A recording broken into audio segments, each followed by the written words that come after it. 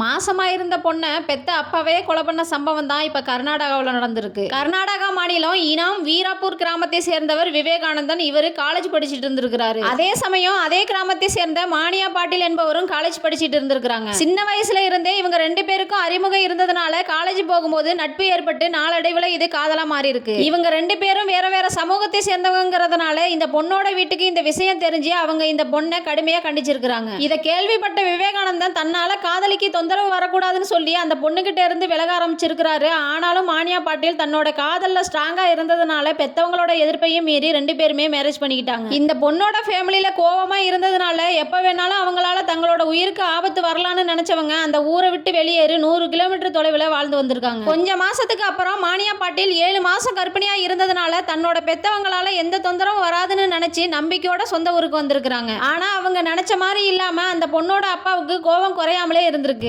இப்போ ரீசெண்டா ஞாயிற்றுக்கிழமை அன்னைக்கு தான் பொண்ணு மேல உள்ள கோவத்துல அந்த பொண்ணோட அப்பா பிரகாஷ் தான் சொந்தக்காரவங்களோட சேர்ந்து விவேகானந்த வீட்டுக்கு போய் அங்க இருந்த விவேகானந்த ஃபேமிலியை கடுமையா தாக்கியிருக்காங்க. அதை தடுக்க வந்த மானியா பாட்டிலையும் தான் பெத்த புள்ள மாசமா இருக்கான்னு கூட பார்க்காம அந்த பொண்ணையும் கடுமையா தாக்கிட்டு அங்கிருந்து தப்பிச்சு ஓடி இருக்காங்க. அப்போதான் அக்கம் பக்கத்துல உள்ளவங்க உயிருக்கு போராடிக்கிட்டு இருந்த மானியா பாட்டிலையும் அந்த பொண்ணோட மாமியார் மாமனாரையும் ஹாஸ்பிட்டல்ல கொண்டு போய் சேர்த்திருக்காங்க. ஆனா மானியா பாட்டில் சிகிச்சை பலனளிக்காம பரிதாபமா இறந்து போயிருக்காங்க.